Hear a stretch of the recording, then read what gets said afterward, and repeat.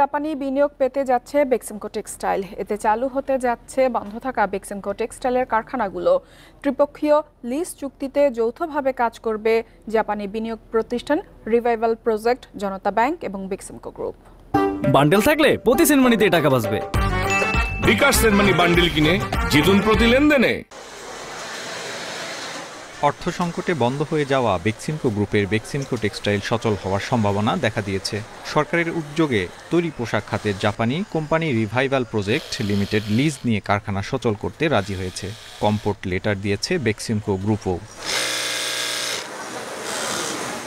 চলতি আগস্টেই এ বিষয়ে ঋণদাতা জনতা bank, বেক্সটেক্স, revival project ও সরকারের মধ্যে একটি ত্রিপক্ষীয় চুক্তি হতে পারে। জনতা ব্যাংক প্রায় 23,000 কোটি টাকা এবং অন্যান্য ব্যাংক সহ মোট 35,000 কোটি টাকার খেলাপি ঋণ পুনঃতফসিল করবে। এক্ষেত্রে বাংলাদেশ ব্যাংক রপ্তানি সংক্রান্ত ব্যাংকিং নীতিমালা শিথিল করবে।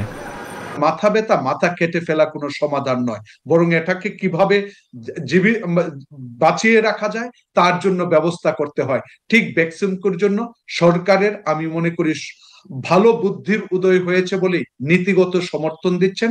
এবং শুধু যে বেক্সিমকো সরকারি ঋণ নিতে পারবে না, একটা অধ্যায় রয়েছে কিন্তু পরবর্তীতে কিন্তু বলা আছে যে রিভাইভাল প্রজেক্ট যেহেতু বিনিয়োগ করছে এবং সেই বিনিয়োগের সম্ভাবনা প্রায় $10 কোটি কেউ ছাড়িয়ে যেতে পারে, এমন একটা ইঙ্গিত রয়েছে।